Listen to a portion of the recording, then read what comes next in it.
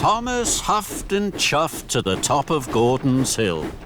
Then he gasped. There's that wonderful kite again. The kite belonged to the Fat Controller's grandchildren.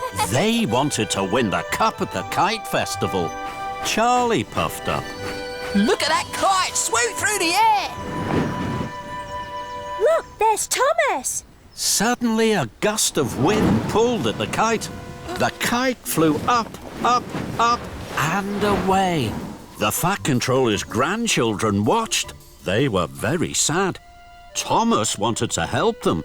Don't be sad. I'll chase after your kite and bring it back to you. This made the children very happy. I'm the fastest engine on Sodor. I can catch up with your kite.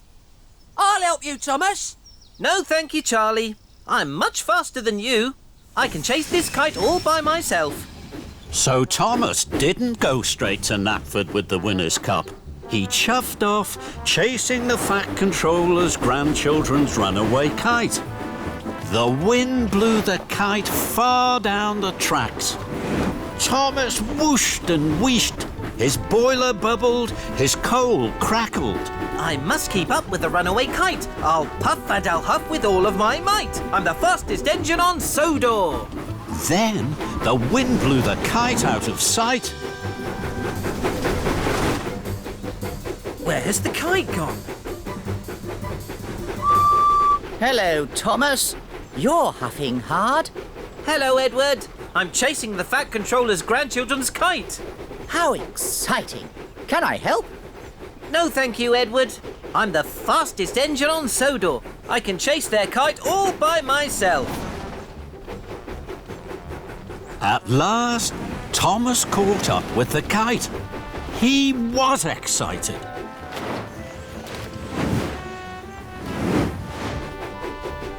Then, the wind blew the kite another way.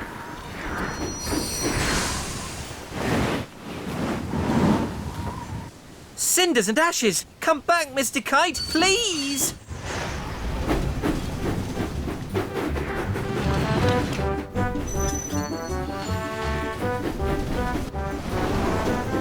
Thomas chased and raced. I must keep up with the runaway kite. I'll puff and I'll huff with all of my might. I'm the fastest engine on Sodor. Then the wind blew the kite up over the bridge.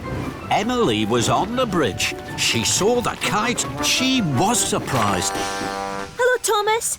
Are you chasing that kite? Yes, Emily. It has blown away from the Fat Controller's grandchildren. I've promised I'll catch it. Thomas puffed up to the Whispering Woods. Edward was there. Edward had brought children to visit the woods. Then he was to take them to the party. Hello, Edward. Hello, Thomas. You look worried. Thomas was worried, but before he could explain, the Fat Controller climbed down. Marvellous! What fun! Please, sir. We can't stay long. The children mustn't be late for the party. Oh, party smarty, Thomas. We have plenty of time. You worry too much. And the Fat Controller strode off. Hello, children. Who'd like a game of hide and seek? Did the Fat Controller say a game of hide and seek? Yes, he did. And Thomas's wheels wobbled with worry. The Fat Controller played hide and seek for a long time. He was very happy. So were the children. Edward was puzzled. The Fat Controller never plays hide and seek. I know. And what's that on his face? A moustache. It just appeared. Today, the Fat Controller doesn't seem like the Fat Controller at all. Just then, the Fat Controller came back. Thomas wanted to ask him if he was feeling all right, but he didn't want to look silly. Thomas knew that silly engines weren't really useful engines, so he didn't ask any questions. We must hurry now, sir. We'll be late. And so will the children. But the Fat Controller wasn't worried. Don't hurry the children, Edward. Let them play. Edward was so surprised his boiler bubbled. Then the Fat Controller jumped aboard Annie and waved to all the children. Thomas's wheels clickety-clacked. He puffed and he huffed along the track. He knew they were late for the party. Thomas stopped at the junction. Suddenly, the Fat Controller jumped out of Annie and climbed up to the signal box. I won't be a moment, Thomas. Thomas was amazed. So was the signalman. The Fat Controller never came into his signal box. Hello there. May I have a turn? Thomas looked up. He saw the Fat Controller pull a lever. Then Thomas heard Gordon's whistle. Cinders and ashes. Here comes Gordon. Gordon had all the important visitors aboard the Express. He was taking them to the party. With a clang and a clatter, the points changed. Gordon and the Express were no longer on the express track. They were now on a branch line heading away from the party. Thomas heard the Fat Controller whoop for joy. Hurrah! Fizzling fireboxes. I must ask the Fat Controller why he's being so strange. No. This one is too large. We only have one more spare funnel, boss. I'll be back in 2 toots of a whistle. Let's hope it's a good fit, my friend, or you'll be here for quite a while. Here it is, Thomas. Oops, sorry, Thomas. It was a slip of the... Hook. I know, Kevin. I know. Magnificent! A perfect fit. This funnel makes me feel silly. Not at all, my friend. It's splendid. It will help you puff very well until your old funnel is fixed. Now chuff along. I hear that Mr. Bubbles has a very special for you at Brendam Docks. Thomas chuffed into Brendan. He was very unhappy. Mr. Bubbles was waiting. He was very happy to see Thomas. Hello, Thomas. Mr. Bubbles has a very important job for you, Thomas. This is my very special bubble liquid. It makes the biggest bubbles you have ever seen. I need it for my show this afternoon. Please take it to Knapford Station.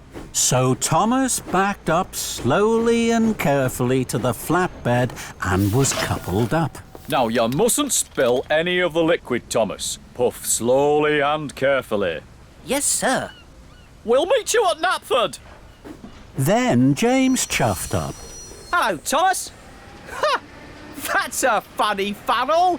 Thomas didn't want a funny funnel. He wanted his old funnel back, and he didn't like James laughing at his funny funnel. So Thomas pumped his pistons and raced away as quickly as he could. He forgot all about going slowly and carefully. Later, Thomas stopped at a crossing. He saw Gordon. Hello, Thomas. That's a funny funnel. Thomas didn't want a funny funnel. He wanted his old funnel back, and he didn't like Gordon laughing at his funny funnel. So Thomas pumped his pistons and raced away from Gordon as quickly as he could. He wasn't thinking about going slowly and carefully. Bubble liquid splished out and sploshed onto the road, but Thomas didn't notice. The Fat Controller was driving Mr. Bubbles on the road. Then there was trouble. The car skidded and skated right into a muddy ditch.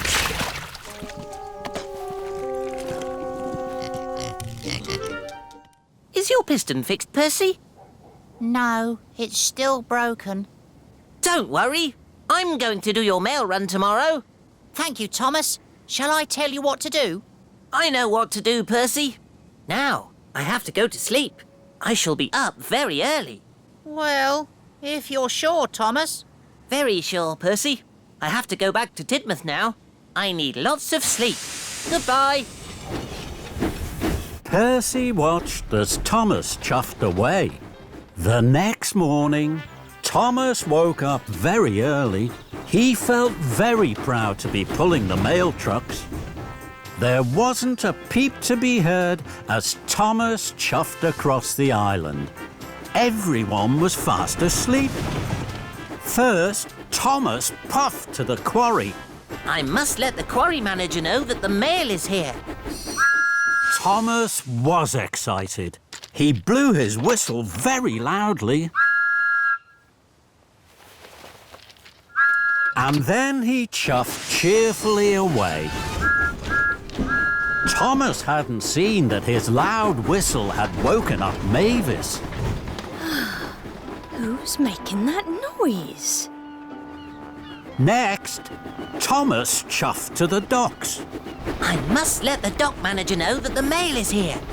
Thomas was excited. He blew his whistle even louder. And then he chuffed cheerfully away. What Thomas hadn't seen was that his good morning whistle had woken Cranky up. Who woke me up? This is fun.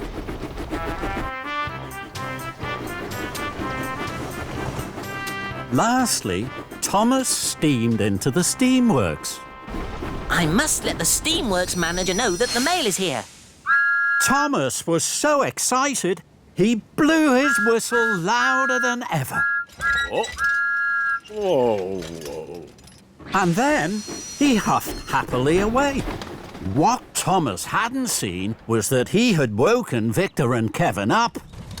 Oh, what's that noise, boss? Oh, who knows, Kevin? Who knows? Some early bird. Thomas worked hard all morning. Everywhere Thomas went, he blew his whistle loudly. Delivering the mail is fun. Yippee! Wanna come with me? Why? It'll be fun. Sorry, I'm busy. I heard you were a fun engine. Maybe you're not fun at all. Thomas didn't like being told he was no fun at all. I'll come with you to the Steamworks, and then I'll take Miss Botty to the town hall. I'm sure I have plenty of time. So Thomas steamed slowly towards the steamworks, and Charlie followed behind. Thomas chuffed carefully to a junction. Miss Botty smiled sweetly from her carriage. Charlie pulled up alongside. This isn't fun. I'll show you fun. Yippee! Thomas couldn't let Charlie be more fun than him. He pumped his pistons, bubbled his boiler, and fizzed his firebox. The race was on. Thomas and Charlie roared and raced. Their funnels were fiery. They were soon red-faced. Alicia Botty could not believe her eyes. My goodness me, this is a surprise. I thought Thomas was steady and slow. What thrills and what fun on the way to my show!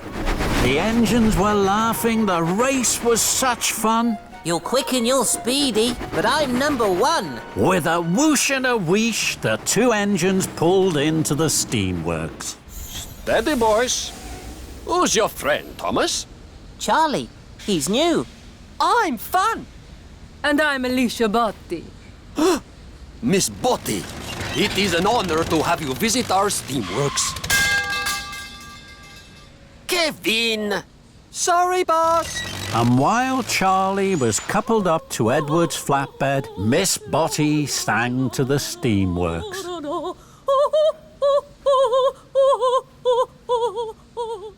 Then it was time to go. You are fun, Thomas. Let's go to the dairy. Thomas knew he should take Miss Botty straight to the town hall, but he didn't want Charlie to think he wasn't fun. I'm sure I still have time to get Miss Botty to the town hall.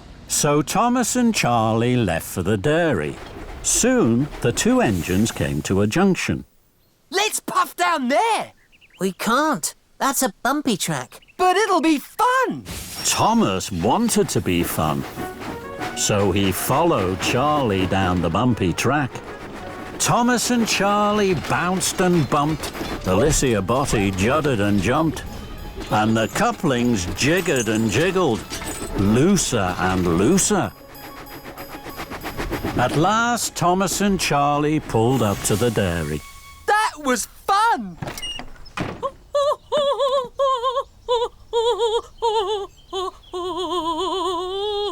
And this is even more fun. Thomas pulled up at the farm. Farmer Trotter was waiting. He looked at Thomas's full flatbed. He was surprised. Thomas, where's the soft straw? I thought the piglets would like these things just as much as straw. No, Thomas. Piglets need soft straw. And they're about to be born. Thomas felt very silly. I'm sorry. I'll empty my flatbed, then I'll puff back to Farmer McColl's as fast as I can.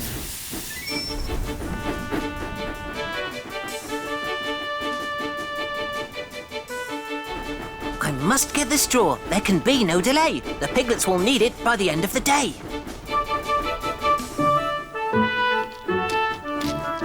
Thomas saw Percy at the water tower. Thomas, I know something else the piglets would like. I'm sorry, Percy. I can't stop. Bye, Thomas. I must get the straw. There can be no delay. I've no time for chatter along the way. Next, Thomas saw James at a junction. Hello, Thomas. I've been thinking about the piglets. I'm sure they'd like... I'm sorry, James. I can't stop. I must get the straw. There can be no delay. I've no time for chatter along the way. Thomas whooshed and he wheeshed, he huffed and he puffed until he arrived at Farmer McColl's farm. It was late. Hello, Farmer McColl. Now I have plenty of room for the soft straw for the piglets. Could you load it right now? Of course I can, Thomas. Thank you, Farmer McColl. I must hurry.